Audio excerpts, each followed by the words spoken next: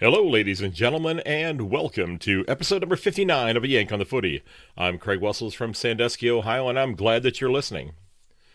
This episode is the first of several, what I think are rather unique episodes that I'm trying to put together and release over the next few weeks as I draw closer to the one-year anniversary of my podcast. And I'll be honest with you, had you told me when I started this last year that, yeah, you're going to actually get a year out of this, and you're going to do it for a year, well, I'm not sure I would have believed you. I have to tell you, as we get going here, I'm having a tremendous amount of fun engaging with people online, sharing my views on the game, hearing from you about what you believe and what you think about the game and why you're supporters of the clubs you support, that sort of thing. I have truly enjoyed all of this interaction, and it's been great fun. And that's not to say it hasn't been some work, because it's a hobby. This is something that I'm doing because I'm having fun with it, but it does take a considerable amount of time to research and put together an episode and get it out there, get it published, that type of thing. And I wouldn't change it though, because I'm having an absolute blast doing this. I'm really enjoying learning from you and hoping that you're having a little bit of fun listening to me. And again, I'm not any kind of an expert or anything of that nature, but I'm still really enjoying the heck out of what I'm doing here, and I hope you'll continue tuning in and hope you'll consider sharing the show with your friends.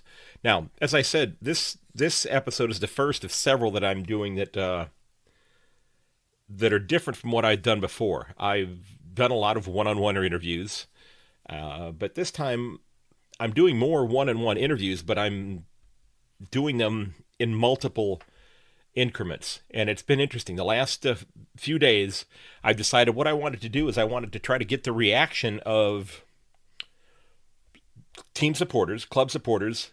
Maybe they're involved in the media to an extent, or maybe they're just simply fans, and find out what they thought about their club's trade period. And I've been able to talk to a handful of fans. I've done since Saturday. I'm now recording this on Wednesday, but between Saturday, Sunday, and Monday, I believe I did 9 interviews, and I'm going to be releasing 3 of those interviews in this episode.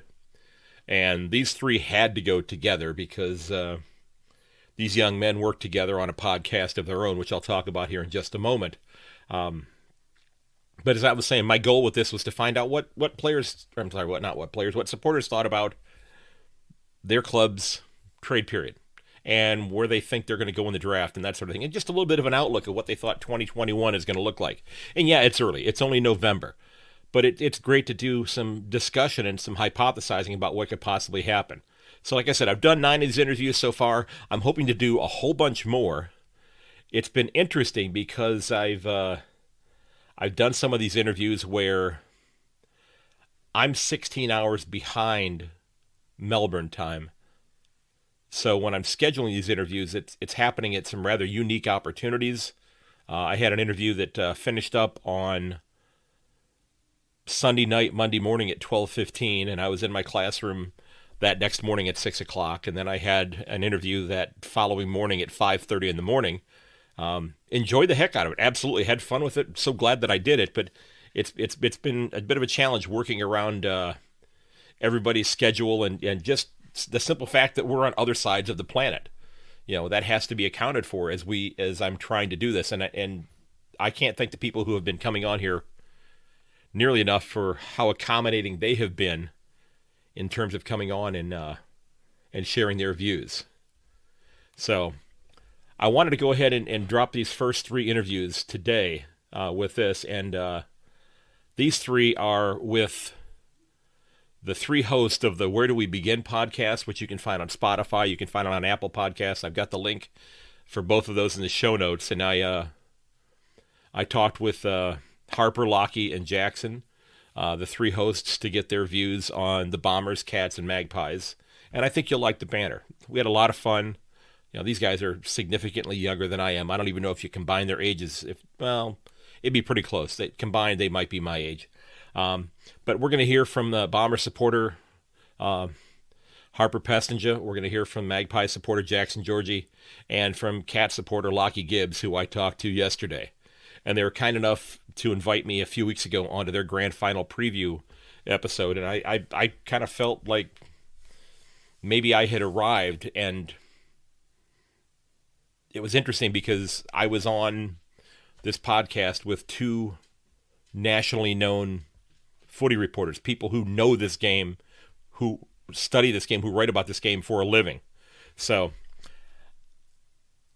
I absolutely enjoyed the instances and the times that I've spoken with them, and I hope you enjoy these chats as well. And we're going to hear from, first up, we're going to hear from Harper, and then from Jackson, and then finally from Lachie. So sit back and enjoy. I think you'll like the podcast, and enjoy, ladies and gentlemen. All right, ladies and gentlemen, my next guest is a podcast host himself, and I was able to be on his show. He was not there for this episode, however. His partners, Harper and Lachie, were hosting that episode. But I'd like to welcome Jackson Georgie to the podcast, and Jackson is a Magpies supporter, so we're going to talk about the Magpies trade period, and looking forward to what he's going to have to say, because a lot of people are talking about the Magpies. So Jackson, great to talk with you. Yeah, hey, how you going? I'm great. It's closing in on midnight here, but that's why they invented coffee. So we're talking about the Magpies, and once the trade period ended, what's the first thing that's going through your mind as a Magpie supporter? Look, just in general, as a Collingwood supporter, you're always a bit pessimistic, but I always like to see the positive in it. Unfortunately, we lost some good pieces in Treloar, and I think the way we went about the Treloar trade wasn't great, and that probably didn't help us when it actually came to make the deal. I think we gave way too much to the Doggies as well as Treloar and didn't get enough back, but they might have a plan in that sense. The Steve-O deal, I was shocked to see Artu Bonasovalagi added to it, because I feel he had a great start when he played these few games this year. Bit of shock to see him put into it, but from what I've heard in the media, and you can't always, the media isn't always reliable, but Steve-O just wasn't into it this year, and I think Collingwood just saw that and was like, I think we have better people in that position. Do you think they had to add Atu to that deal to get North Melbourne to take Stevenson and his salary off their hands? I would think so. Atu seems like a very bright, young, really big potential player. And that probably would have helped sweeten the deal a bit and get Steve-O off the books. But in terms of, the backing of the players, I think we have a good, I don't know, explain the way we're going to back up losing Treloar and Steve-O. I think we do have the plays for it. So I feel even De Goey might go into the midfield to replace Treloar. Sire's coming in, and in the forward line, you've got De Goey coming out of the goal square, which is what Steve-O wanted to do. But I think they want to go in the De Goey direction. Okay. Now, when the decision was made, were you understanding of it, or were you a little were you kind of just like frustrated? Because we talked off air. You said that. Take a minute and just tell us how you became a Magpie supporter, if you don't mind. Yeah. So as a lot of people here with this game, your parents are a huge influence. So obviously my dad his family were immigrants from Cyprus. So they moved over here, and I think my dad was born after that. So he was Australian citizen, but his sister's one of his sister's best friends supported Collingwood, and then brought it onto my auntie, and then my auntie put it onto my dad, and then my dad put it onto me. And that's the rest is history. I've been a member of the club for now 13 years going into next year, which is really exciting. I love being part of it. It makes you feel part of the club, and I love going to the games, especially if we can go to them next year here in Melbourne. And let's hope that's the case. Let's hope you can get back. Yeah, exactly. I think the way we're going, I think at this stage, they're hoping to have a crowd at the Boxing Day cricket match at the MCG. So it won't be huge.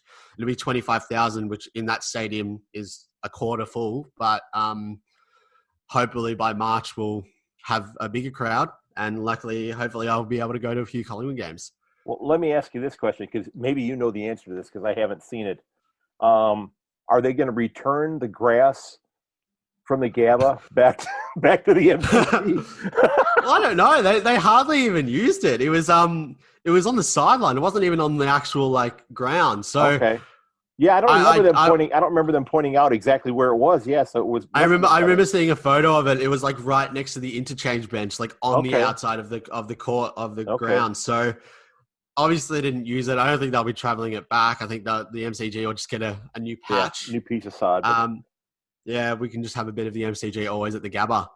So let me ask you this, because I wondered this, and I talk online with a gentleman who's been a Pies supporter for a long time, and he's been rather frustrated that somebody who tends to do a lot of talking about the other 17 clubs hasn't said a word about the Magpies situation. And I'm talking about Eddie McGuire here. Of course, yes. That Eddie has been. I've been joking online that should we start a GoFundMe page to get some lozenges for his laryngitis?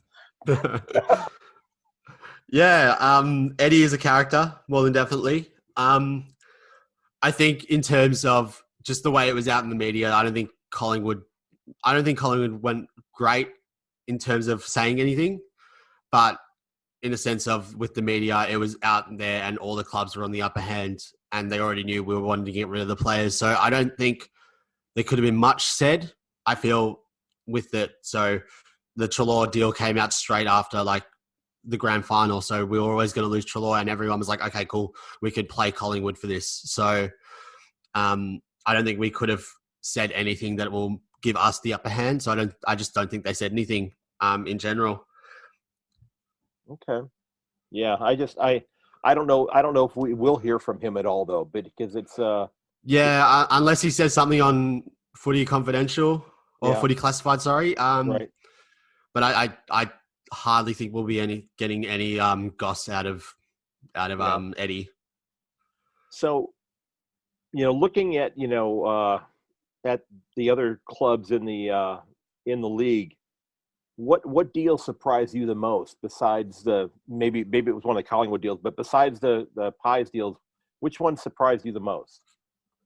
Well, in terms of Collingwood, the Steve-O one did surprise me because that was so late in the piece. I think it came out day 3 of trade that we were open to getting rid of him. In terms of, I didn't really keep up with all the other ones. I think Carlton, as much as I hate to say it, I think they had a good trade period, bringing in Adam Sard and Zach Williams. And obviously Geelong, you're always going to have a good trade period when you bring in a Coleman medalist. Yeah, that doesn't hurt, but it's they gave up a lot to get him. I think it'll definitely be worth it. It's I was speaking to a Geelong friend about this, and it's definitely a replacement to Hawkins. That's exactly. I know this. But I was just saying it's a great replacement for Hawkins, who's been such a stalwart in the club. I think it's just future proofing that forward line for you guys, which is really good for you. I wish we could have done the same, to be totally honest. But from what I'm hearing, we're going to the draft not earlier than expected. I think we're trying to go to the draft without bottoming out, like an Adelaide or a Carlton or a Gold Coast Suns. Mm-hmm. Which if that's their plan, that's their plan. Getting rid of some salary and then maybe going good in free agency next year. The contracts that I heard that the 3 players that left, Phillips, Steve-O and Treloar were all on the back of 2018, which we had an amazing year, but those players really haven't backed it up since. Right, and they were back-ended deals, if I'm not mistaken, so they were getting more expensive as exactly. The contract went along. I think Treloar was on 900,000 next year, and that all came, and Phillips as well. I think he was on 500,000, and Steve-O apparently 580, just on the back of 2018. So, those figures might be wrong, but very back-ended deals all off the back of 2018, and that those three players, maybe not Treloar. I think Treloar was just, he has a huge contract. Right. We need to get rid of him, but the other two definitely haven't backed it up since 2018, and that's why I'm not too pessimistic on losing them. I'm annoyed at what we got back, but I feel with the media saying everything, we were just sort of, we didn't have the upper hand in any of those deals. Well, it's interesting, because they gave up a lot to get a little bit back, basically to get salary cap relief in many instances. And it reminds me of something, and I know you had said you're not much of an NFL fan, but a few years ago, I'm a Cleveland Browns fan, and they've been lousy for a long time. They made a trade for a quarterback from the team in Houston, and Houston wanted to get rid of this guy. He was very expensive.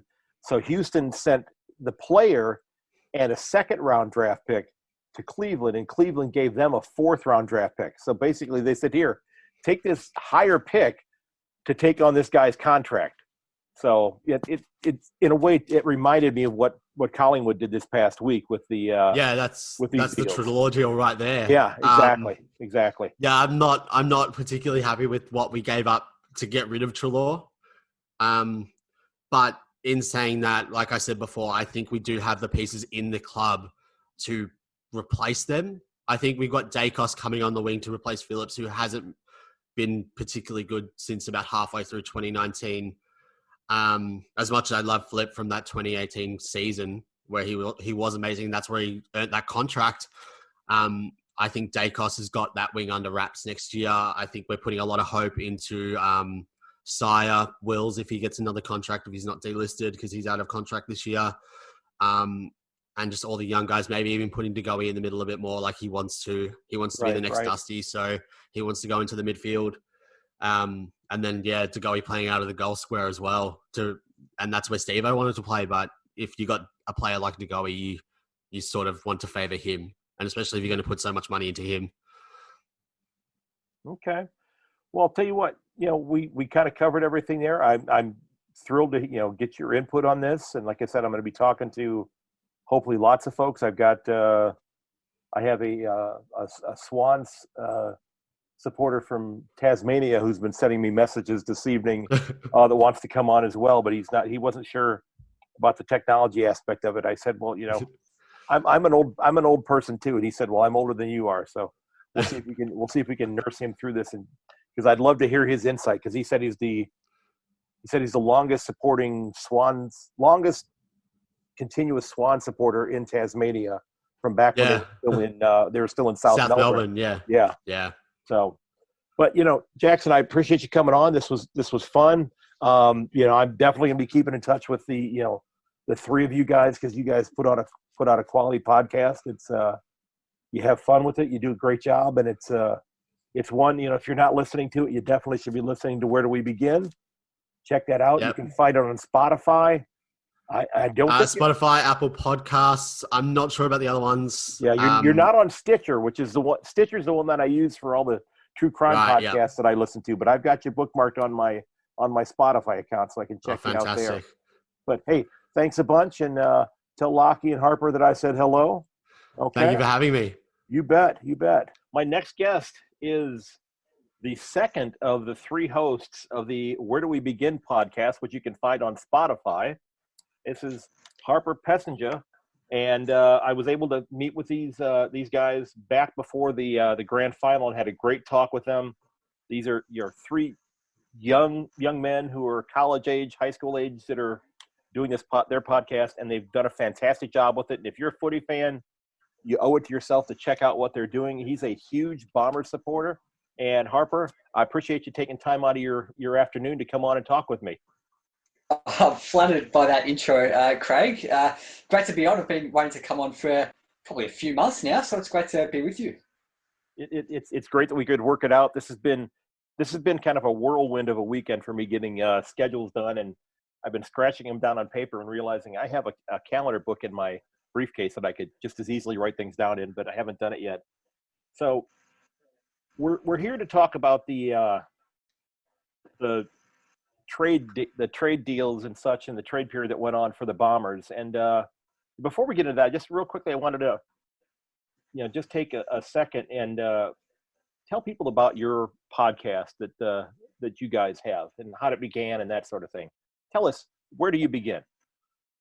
Okay, I'll tell you where we do begin. So I think it was probably around early April. It was just at the start of the first lockdown here in Melbourne. Melbourne listeners know we've had 2 separate lockdowns because of the second wave. But I was thinking, what am I going to do with all my spare time in this lockdown? So I had an idea. I'll do a podcast, do a footy podcast, or just a sports podcast in general, really. We have people from all different sports. And I said, Jackson, you had Jackson on earlier. Jackson, do you want to get involved with this podcast? And he was super keen for it. And so we just interview all kinds of Australian sports personalities. They might be commentators or journalists or fans like you we had on our grand final preview, and players, of course, as well. People from all different sports. And now we've recently got Lachie on board as well. Lachie and I, this is a bit of an exclusive, but Lachie and I haven't actually met in person before because he came on for a finals preview as a Cats fan, and then I invited him on to be a co-host. So Lachie, I'm looking forward to actually meeting Lachie in person, doing some in-studio recordings. But yeah, went on for a bit there, but that's a summary of our podcast, I guess. No, so check it out, guys. Absolutely, and you can find it on Spotify. Now, where in Australia do you have it listed? Well, we're based in Melbourne, and no, I meant where online could they find it? Where could they find your podcast? We've got it on all the podcast apps, pretty much.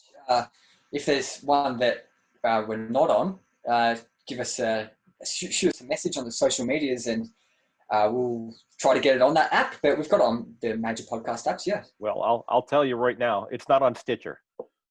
It's not on Stitcher. Okay. No, which is the one that I use most of the time. So, but I have it on Spotify.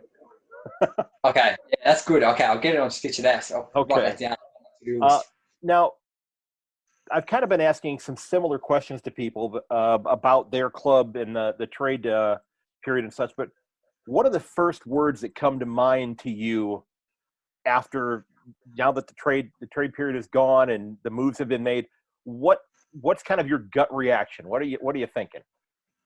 Oh, my gut reaction is it's kind of a little bit of sadness, but with the Sard and Fantasia and Danaher were all going, that was kind of inevitable. But those 3 players were some of my favourite players in my Essendon supporting life, really, because they always added a bit of excitement, and Essendon's been pretty bad for my whole life, and they were around for one of the most exciting periods to be an Essendon fan. So it's a bit sad that they're going, but it was inevitable.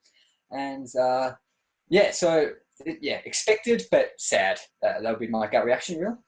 Yeah, they made I think more moves than any other club during this trade period. I mean, I'm looking at the list here on my other screen, and I see a list of basically 7 moves that they made. You know, bringing in Sean McKernan, bringing in Peter Wright. They brought in Jai Caldwell. They brought in Nick Hind, who was named that a lot of people didn't realize he was going to be getting moved. He was kind of like really? He's here now. He used to play for our VFL team actually, and then he went to St Kilda. And also just to correct you, Sean McKernan's left the club. He was. That's right. He did leave. I'm sorry, I had that backwards. Yeah, no worries. Yeah, he was delisted and he got picked up by St Kilda. But yeah, I'm just a bit disappointed. I like Sean, so yeah, it's a bit sad. So you're heading into your club's heading into the draft now. Do you consider them to be in a rebuilding mode right now?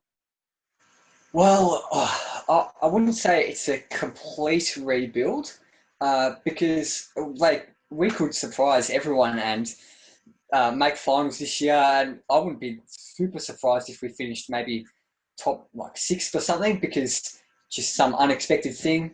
But I wouldn't consider us to be in a full rebuild. I'd just say we're clearing out some of the players that don't want to be there, which is a reasonable thing to do if you don't want players that don't want to be at the club. So, yeah.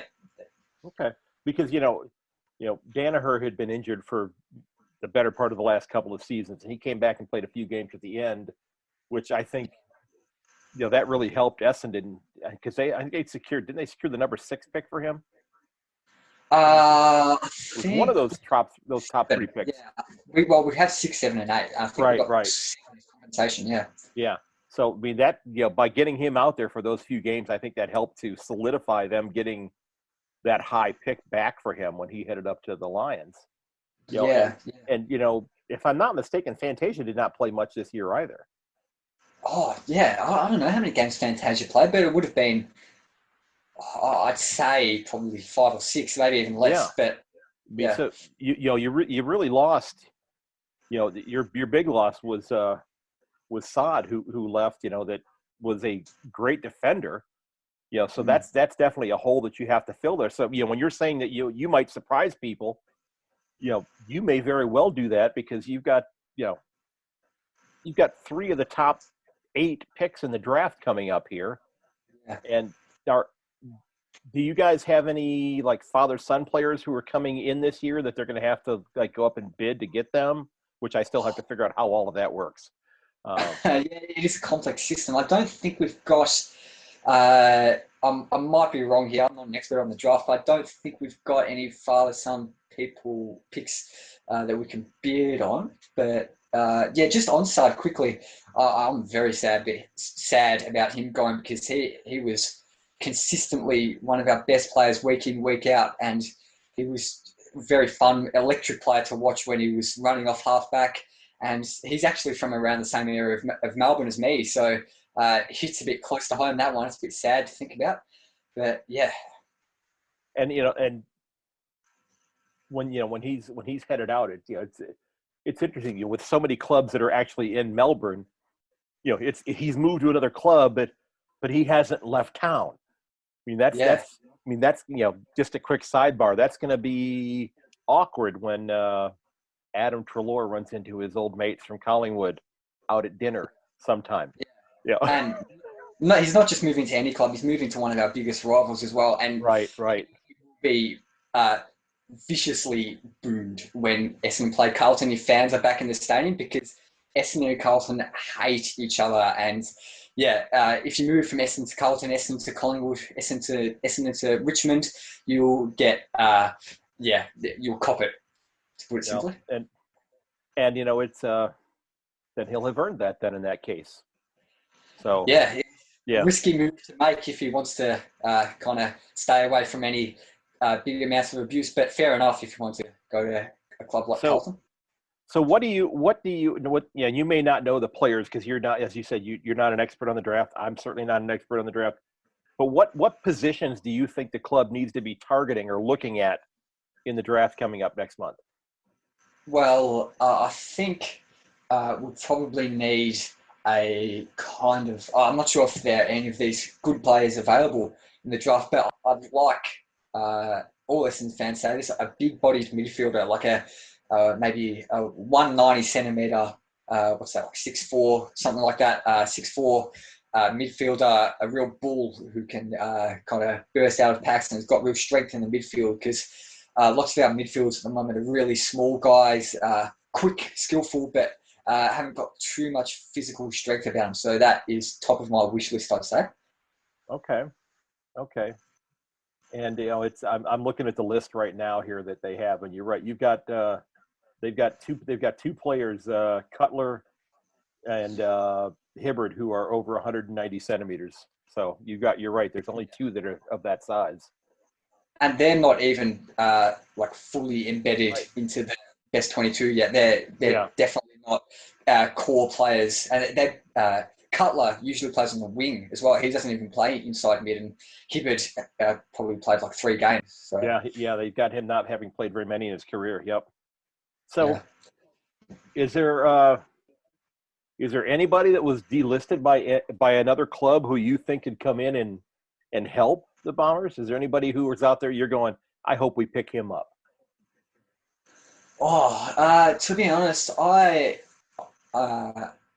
relatively happy. Well, not happy, but I wouldn't complain if we kept the same older players that we have and just go to the draft and take what's at the draft and don't pick pick up any players that have been delisted, but I'm happy to be proved wrong and we pick up some diamond in the rough that's been delisted by another club. I couldn't name a particular player, but a big body midfielder, if there are any out there, he would be much appreciated.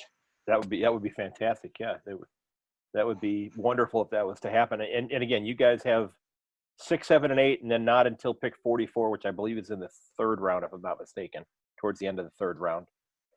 Yeah, kind of mid-third round, I think. Mid-third, yeah. And then you've got 3 later picks. And if I'm not mistaken, sometimes those picks don't even always get taken, depending on how many spots there are on the list that are available. We've got 67, 74, 85, and 87, and I'd be surprised if we used more than one of them, to be honest, because we've got 4 picks that are all above pick 45, and right. I wouldn't be that surprised if we just took those 4 or 5 players in the draft and no more. And it's great having those players in those high spots, or those spots to pick what could be, club changing players. Somebody who comes in at pick 6, 7, and 8 is somebody who should be able to step in and help your club fairly early on. Yeah.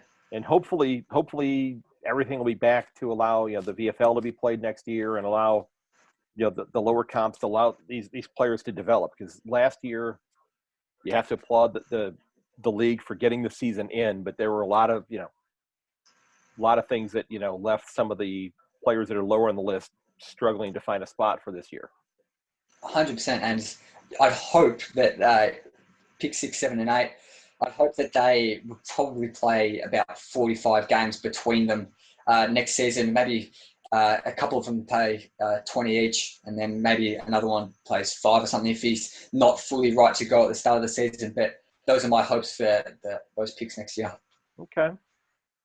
Well, like I said, I'm going through about a handful of questions with everybody coming on, and I'm glad to see that you're pleased with the way things have gone, and you're excited. You're definitely a glass half full person as far as the club, because a lot of people are thinking that they may not be there in the finals next year. But looking at the list, they really lost one major contributor from the squad last year.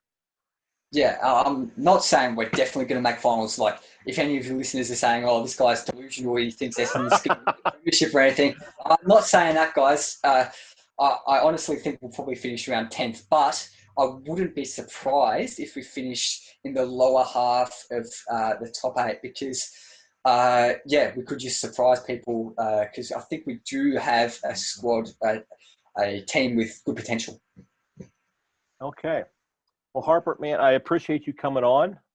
I wish you the best of luck with your exams coming up the next few days. Let's, make sure I don't know how the grading system works there. What's the highest? Is an A there? Is that your highest grade? Oh, it's a bit of a complex to explain. Lots of people in Year 12 don't even know how it works, but we use an ATAR down here, and it's just a rank for all the students in Year 12 students in Australia, and you can get a 99.95 ATAR, and that's the maximum you can get. And if you do badly, you might get a 35 or whatever. So you've all got your special ATAR scores individually. Okay, that's I've been teaching now for this is my 27th year teaching, so it's interesting to learn how that works somewhere else, and how that whole system. It'd be great to learn a little bit more about that. Can I just add one thing before I go? Absolutely.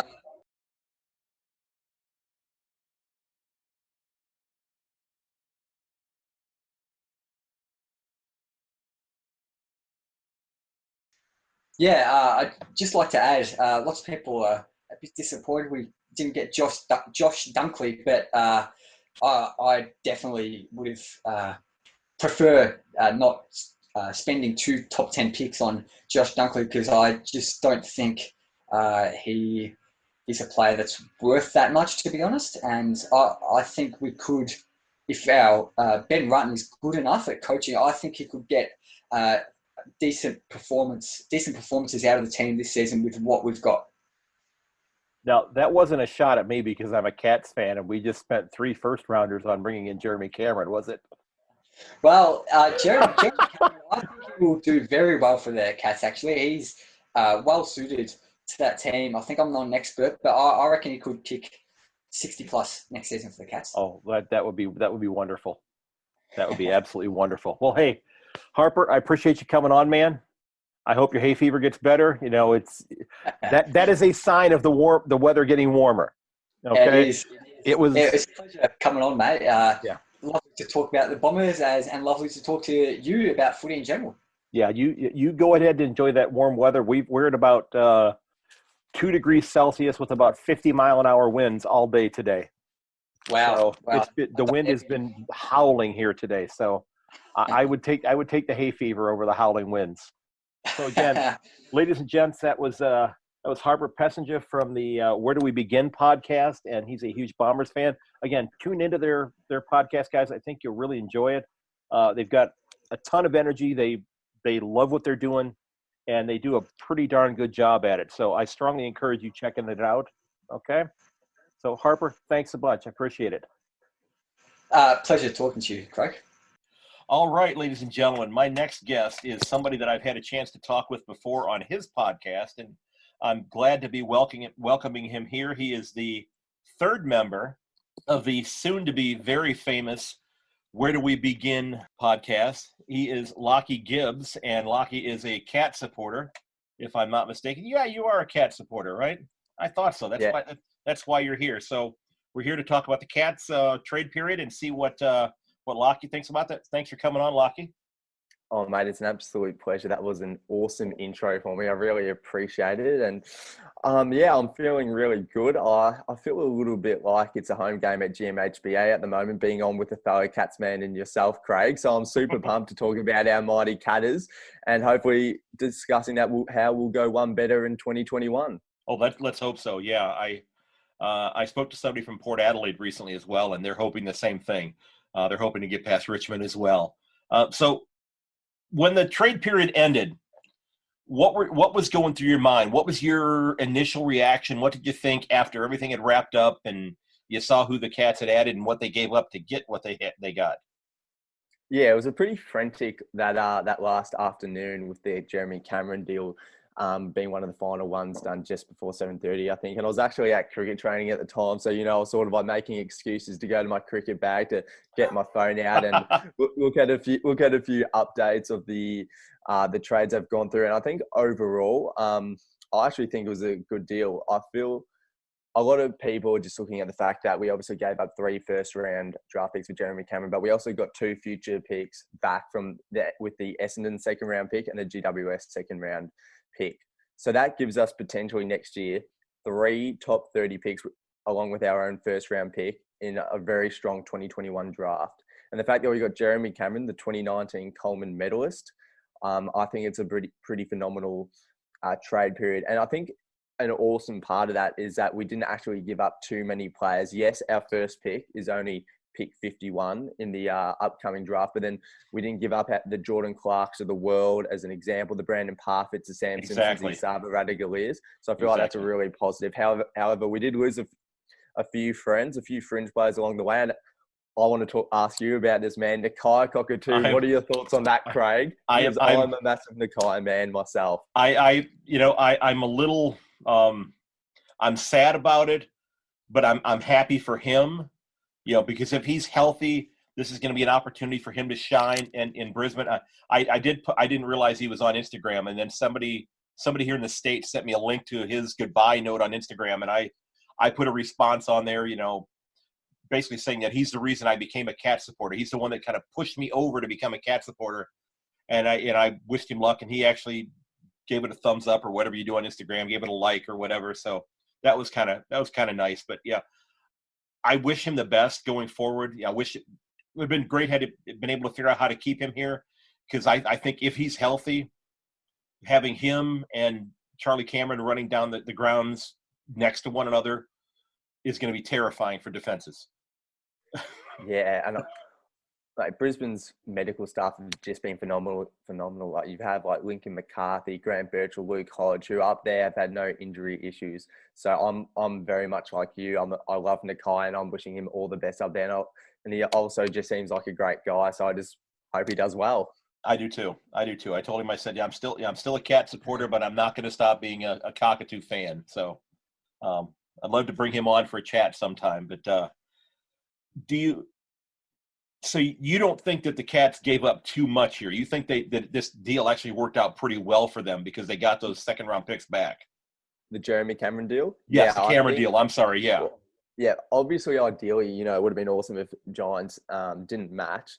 But, yes, that would have been preferable. That would have been perfect. But there was just so many different names sort of floating around in trade discussions, as discussed before. They asked for like Parfit, Radicalia. So I feel like the fact that in a draft where we haven't seen a lot of the Victorian kids play, it wasn't as important to keep me. Those like pick 20 will end up buying out to like pick 24 due to the academy selections in the top 15 or so picks, and the fact that we got those 2 second round picks back, I don't think it's too much to give up when you get a quality player like Cameron, and gives us just an awesome chance to hopefully win a premiership next year. Because I don't remember which media personality said it, but we have Jeremy Cameron and Tom Hawkins in the same forward line as one of the most potent forward lines I think I've seen in at least the last decade.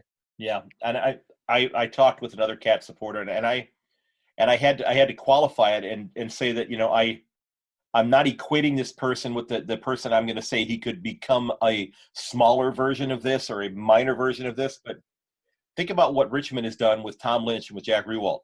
And it's, you have to pick your poison. Who are you going to defend?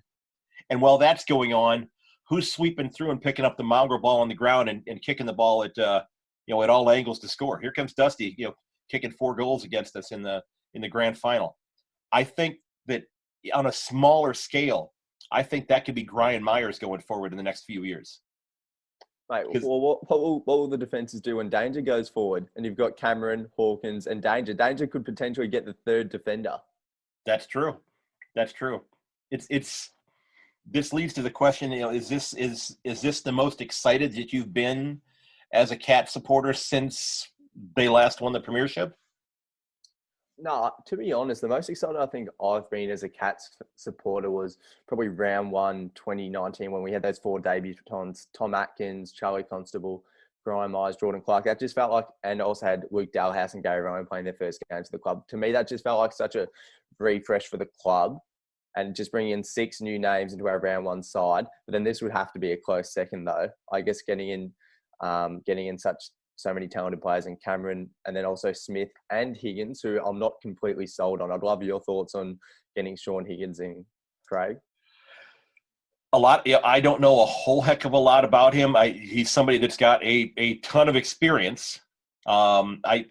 Is he somebody that you see slotting back possibly into Harry Taylor's spot?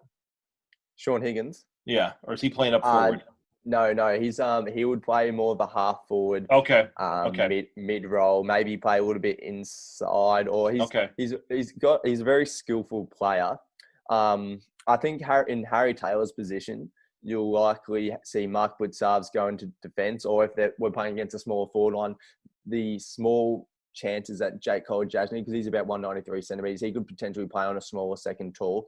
But then we also have our first round pick from the 2019 draft, which is another reason why I feel like giving up too many picks wasn't necessarily an issue this year. And the fact that we had 2 first rounders in last year that were yet to be seen. Is that so that's less of an issue. Yeah, Sam DeConing, who's a local Mount Martha boy where I grew up. Okay. Yeah, because he's 200. I'm looking at the list here. He's only 19. And he's 200 centimeters. And only 85 kilos it has listed there, so he's going to need to fill out a little bit as well. I think he's bulked up, but he comes from pretty good footballing skills. His old man played a few games for Footscray back in the day, Western Bulldogs, and his older brother plays at Carlton, Tom DeConing. Yeah. Okay, that's a name that I have heard in a lot of places that people have real high expectations for him coming this year. And that's going to be nice to see. Especially you got a 200 centimeter defender. That's a nice piece to be able to plug back in there. Yeah, And definitely. And in a couple of the practice matches against, we played a scratch match against Richmond, and he managed to kick 4 goals in his first game forward. So he's played a bit of ruck, a bit of forward, a bit of back. So he's a really versatile player. But I think by the sounds of it, defense is his most natural position. So I wouldn't expect him to start there, but I feel like he's somebody that can definitely, you can expect to see play a couple games next year. okay, yeah, that's trying to remember who the other name was. There was another name that Cooper Stevens was the other one that people have been talking about a lot. I think that's the other Yeah. one that people have been saying that could be ready for a breakout this year as well, or finally get in on the side. Yeah, first round pick. By the sounds of it, he was pretty close this year. So I think he will be another person that will sort of slot. And he's played a little bit of halfback since he's come to the Cats. So we might see him in defence, but he was obviously drafted as an inside mid. He had a broken leg during his draft year. But I think in his bottom age year, so his under 17 year, he was one of the Geelong Falcons' best players, local talent. I'm very excited to see him in the blue and white hoops next year as well. So I've asked the other Cat supporters this, and I'll ask you this again. Do you think that that they have done enough to get past the Tigers this year, if they get that opportunity? Yeah, well, it's so hard to tell because, Richmond have been one of the best side pretty much of the last 4 years. Right. And I guess it's a really difficult question because we're sitting here in November. We can have all these parts that we've just got, but it doesn't mean that they're going to fit. And I guess if you look at history, apart from when Tom Lynch is gone, like how many times has when the best player gone to an established team that hasn't necessarily translated into the premiership? Like as Cats fans, we would know we got Dangerfield in 2015. 2016, we made a prelim final, but we didn't win a premiership. I guess look back at like Chris Judd at Carlton. Yes, Carlton weren't a stronger side, but they didn't necessarily go on. I know these are midfielders, but then I guess you got the more recent example of Tom Lynch going to Richmond, but they were already a premiership team. Right. So Yeah. I don't know because you look at so many teams that have improved during this period. Bulldogs have got Trelaw. Brisbane have got Joe Danaher and sorted out some of probably their forward issues and got our man Nakai, as we discussed earlier. So yeah. I think every team has improved. So, Well, come on. Let's be honest. Collingwood's still in the cup. Did they improve really? okay, not every. Sorry, let me rephrase that. Every team that would be potentially worried about. I don't reckon we're worried about the Pies anyway. Bloody hell. Yeah, I talked to a Pies supporter this morning, and he was somebody that liked all of the moves that the team made. So that was a fascinating conversation because he laid out what were the positive aspects of what they had done, and he made a very compelling argument. So I'm looking forward to other Pies supporters hearing what he had to say. I'm very interested in hearing what he had to say because I don't see how on any face of the earth that could be the moves that they made were good. It ripped it up from an outsider's perspective. Sounds like it sort of ripped out a bit of the culture of the club.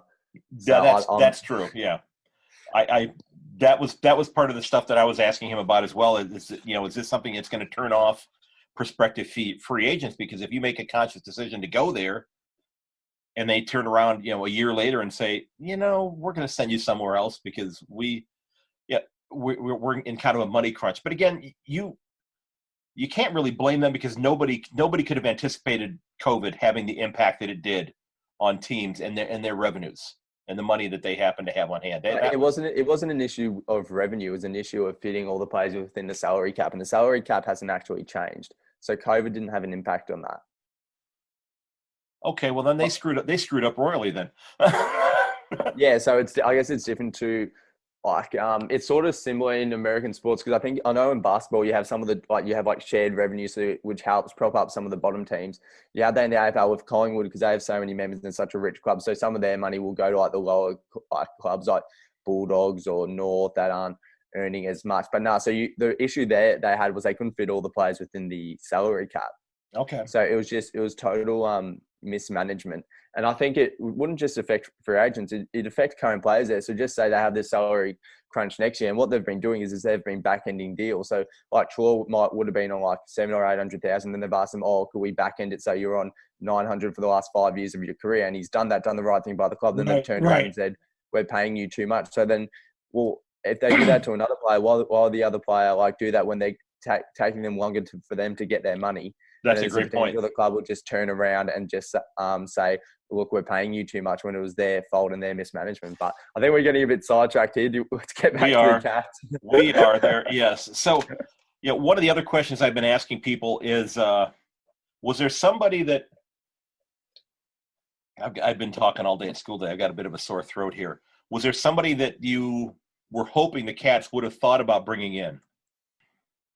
Well, there wasn't somebody that I would have liked to have brought in, but there's definitely somebody that I'd like to keep, and that is Quinton Narkle.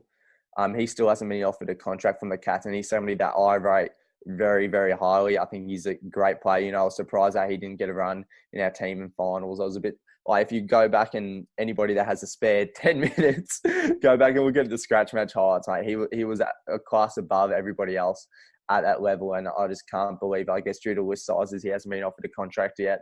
So he'd definitely be somebody that I'd want to be signing up, giving him a big preseason, and I think he will definitely push into our best 22. Right, because we've got Higgins, and now that I'm thinking about it, they're basically saying that he's going to slot into Ablett's spot in the lineup, or in the 22. I knew that, and I'm old, and I forgot that I knew that. Yeah, I'm not too keen on the Sean Higgins thing. A lot of people point to Stephen Wells's record, but I feel like another person over 30. And you look at last year, we brought in Josh Jenkins and Jack Stephen, who are two people that I definitely wouldn't consider success stories in the trade period. No, even though we didn't give up too much for either of them. So I'm looking at Higgins. I do expect them to be better than those two, but I'm not too fussed about necessarily giving up the pick 30 to get him. My bigger issue is taking away game time from our young players, like your Narkles, your Clarks, your Cooper Stevens, just off the top of my head. Even maybe Sam Simpson, who had an awesome final series. They'll be competing for spots. So I have a bigger issue, I guess, with that one. But I like Isaac Smith, and I guess seeing Smith probably go to a wing will, in my opinion, despite the fact he had one of his best seasons, I'd expect Sam Menegola and Mitch Duncan maybe play a bit more of an inside role with the inclusion of Smith and Higgins, who can both play outside. Well, now one of the things about Menegola is that I noticed this year is that he does such a phenomenal job that if he's going to kick the ball, he gets rid of it more quickly than just about anybody I have seen. He's very sure of himself. Yeah. How good is it? He's a beautiful shot at goal as well. How about that one in the grand final from 55? Yeah. Oh. It's he's somebody that could become an even greater contributor than he has been in terms of scoring, and and that was somebody, if I'm not mistaken, he was somebody that the GWS was kind of alluding to that they would maybe like to have coming up there in the camera deal, if I'm not mistaken. Mate, who can blame them? Yeah, I think his name was floated by Lee Montagna, and if you saw the Irving Mosquito, the Essendon players post, Essendon were looking at Menegola too as well as a target, but that wasn't discussed too much. But you can't blame them. I think Menegola, he's a big body. I expect him to play a little bit more inside next year, because we have those a few more outside players, and when it will allow Dangerfield to again play a little bit more forward. Yep, I'm looking forward to it. But like you said, it is only November, but AFLW will be starting before we know it. And hopefully they will be able to get in a full season. And hopefully if there's any kind of a hiccup as far as the scheduling because of anything that happens, hopefully they afford them the same opportunities to complete their season that they gave the AFL this year. Yeah, 100%. Yeah, I'm looking forward to that. Now, I know you've got to get somewhere here in just a couple of minutes, so I'm going to wrap this up. And Lachie, I want to thank you for coming on. It's been an absolute pleasure as always. Truly appreciate it. It's lots of fun talking to you guys. And like I said, I'm going to go ahead and combine one episode with the three of you into a single episode, and I'm going to try to get that edited out and hopefully out this evening. I've got to do some house cleaning. My son's coming home. He's in the Navy. He's coming home for the first time in about 18 months. I haven't seen him in over a year. That's very exciting, mate. Bloody hell. I have to go clean his bedroom because we've been piling boxes in his room since he's been gone, and now I have to get the boxes out of his room.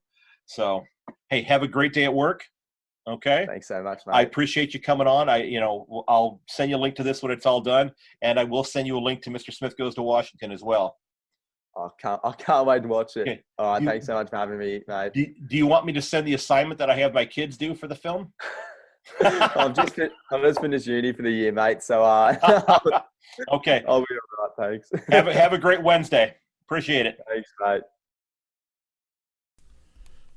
Ladies and gentlemen, I hope you enjoyed those chats with Harper and Jackson and Lachie from the Where Do We Begin podcast. Don't forget that if you'd like to sign up for the mailing list for my podcast, it's easy to do. You'll get each episode sent directly to you first and foremost.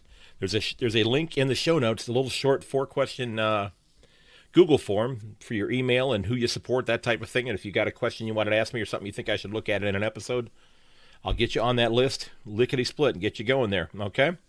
Now, also, if you'd like to possibly be a guest on the podcast to talk about your club's trade period, I'm looking at trying to get another 15 or 20 or so of these interviews done over the next couple of weeks. Feel free to reach out to me at Yank_on Twitter, or send me a message on my Facebook page at Yank on the Footy, or you can email me at yankonthefooty@gmail.com. You know, I've spoken to fans of 7 clubs or supporters of 7 clubs as of right now, but I haven't tracked down anybody yet that's an Eagles supporter, a Giant supporter, anybody. You know, I've got somebody I believe lined up for the Tigers, but I'd love to hear from you. You guys are the defending premiers twice over. You know, Crows supporter, somebody supporting the Suns, the Saints, the Roos, the Hawks, the Demons, and the Bulldogs, as well as the Dockers. So if you're if you're a supporter of one of the other 7 teams that I have already had discussions about, I would still love to talk to you as well, because I want to hear what your thoughts are about the game, what you think's going on, where you think your club is, maybe how the new rule changes that have just come out today or yesterday are going to impact your club as well. So, like I said, if you're a supporter of any of the clubs and you want to come in and talk about your trade period, hit me up in one of those spots and then let me know, and I would love to set something up for you. Okay, but keep in mind, though, I have to work around my work schedule as a school teacher, and Melbourne is 16 hours ahead of me, so there's a lot of late night or early morning interviews that we're doing. And also, if you got an idea for another show topic, or someone who you think I should bring on to discuss, or you have a connection with somebody that you think would be a great guest, please reach out to me. Send me a DM on Twitter. I'd love to hear from you. Don't forget that while you can find all the episodes of this podcast at yankonthefooty.podbean.com, you can also find it on your favorite podcast provider. And now that we've finished up this episode, I would love it if you'd consider giving a review on Apple Podcast. It lets me know what you think of the show, what I'm doing well, what could I do better, what's missing, that type of thing. What's there that maybe surprises you or impresses you. I hope that's the case. You can also, as I said before, you can reach me at yankonthefooty@gmail.com, or on Twitter at yank_on, and Facebook and Instagram at yankonthefooty. I'd be remiss before I wrapped up the episode if I didn't thank Joseph McDade. I'm using a couple pieces of his great music. He's created some fantastic music. I'm using Backplate and Elevation. You can find his music at josephmcdade.com/music, as well as on Spotify. And I also should mention, you can also find this podcast on my YouTube channel. Just search out my name, Craig Wessels. And I invite you to, like I said, to sign up for the mailing list. And you'll get that podcast episode before anybody else does. I hit publish, and the first thing I do after that is I go in and I pull that link out, and I send that link for the new episode off to the people who are signed up. And ladies and gentlemen, I want to thank you for listening, because while many of us are fans of our teams, deep down we're fans of the game that we all love. That's the game of footy. Sounds like there is some fantastic news on the COVID front in Australia.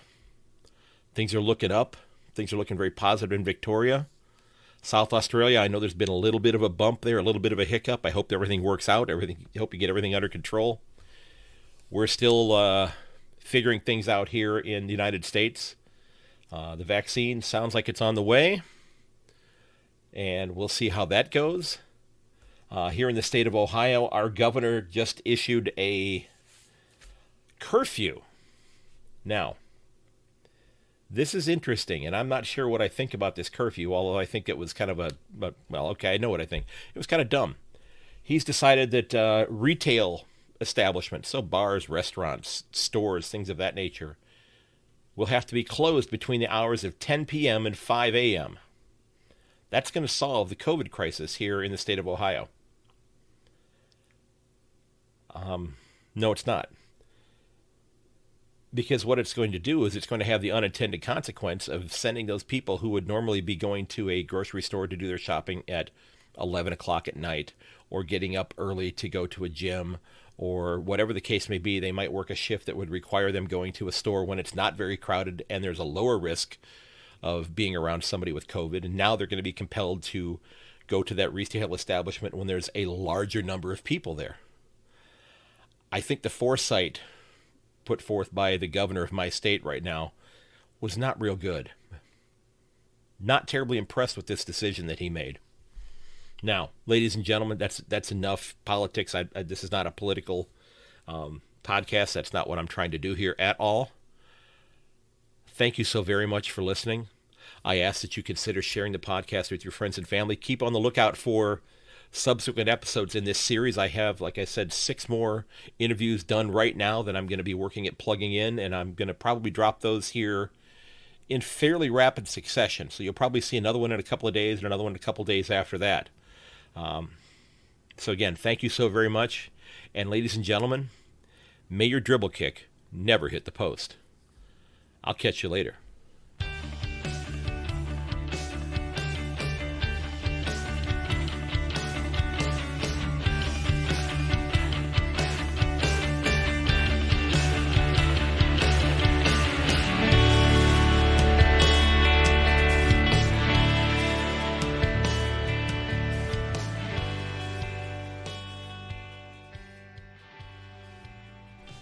This has been episode number 59 of A Yank on the Footy.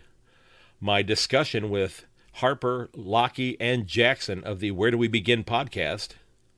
Don't forget that you can reach me at yank_on on Twitter, or to yankonthefooty@gmail.com. You can also find me on Instagram and on Facebook at A Yank on the Footy. Again, ladies and gentlemen, thanks for listening, and please consider sharing the podcast with your friends and family. Send them a link. Hold the tab down, hit that copy button, send it off to your friends. They'll thank you for it. And if they won't thank you for it, I can assure you I'll thank you for it. In fact, I'll do it right now. Thanks a bunch. Until next time, ladies and gentlemen, goodbye.